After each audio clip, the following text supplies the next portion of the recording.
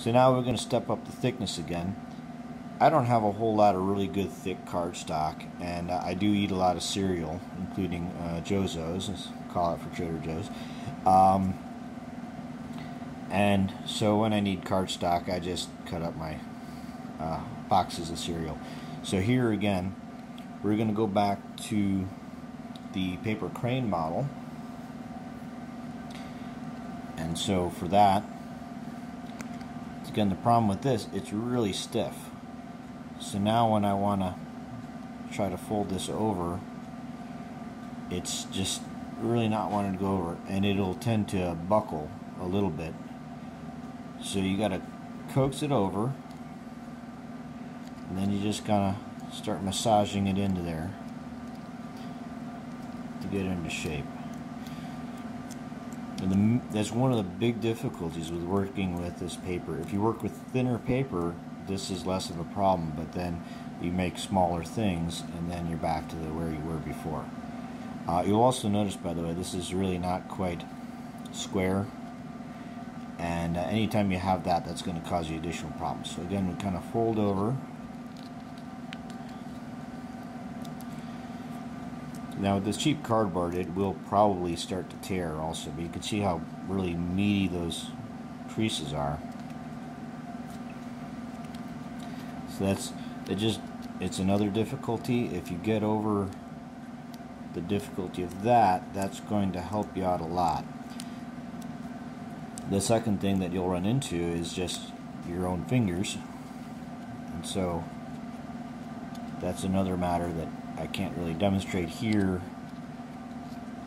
except for showing you my fingers keep constantly running into each other. So folding over here, you get used to some of those difficulties. So again, here, especially right there, that crease just strengthens the paper significantly, and here your length to thickness ratio is so small, just is a real bear. And so you just gotta, it's not so much this gentle fold, it's more just kind of cramming it into position here. And I grab it and I cram it into position here. There we go, and you can see how it's not going to fold over well. You're going to have a lot of overlap, and you can push it in place. You saw me doing that with the Fox.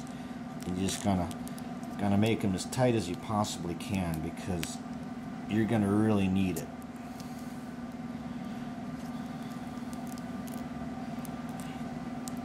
So this might be useful practice for you, I don't know. It's not really the way that I went with it, but again, it can show you some of the things on a larger scale that you're going to deal with. So you can see these creases look just completely terrible. But what do we have? This. So there we are. Coming over again. Just got to kind of force it in there. Now you imagine you're working with these big meat hooks too. So that's where this is going to be very difficult when you're on a large scale. You pick with your thumb, and you kind of push it on over, right?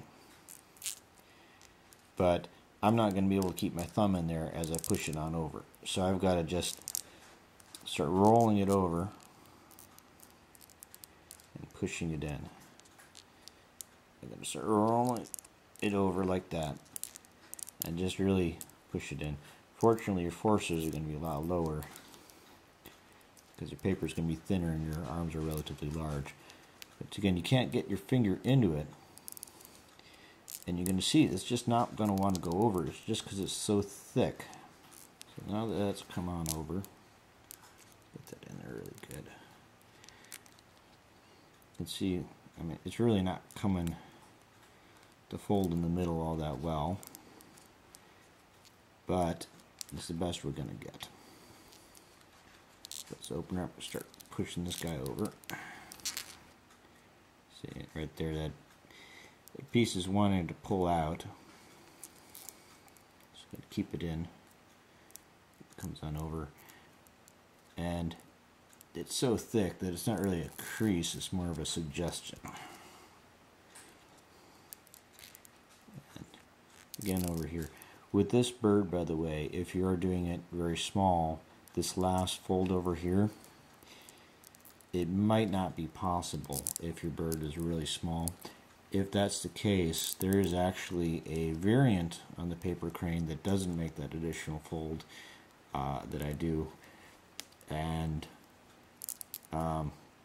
it looks pretty good even on a large scale, but on a small scale, that's the nice thing. Nobody can see that fold.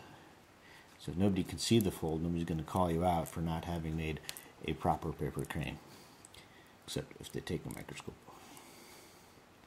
So I'm going to again, so you can see here that instead of really folding it over, you can more suggest that it goes in that general direction and bend it. I can't make that reverse fold in there. It's just too thick. But nobody's really going to notice. So this is really, if you look at that, that's probably what your bird is really looking like down at that scale. So it's recognizable. You can tell what it's supposed to be. It's a crane. But certain details, like the mountain fold there, a couple other things, they're not quite up to par, but it's good enough.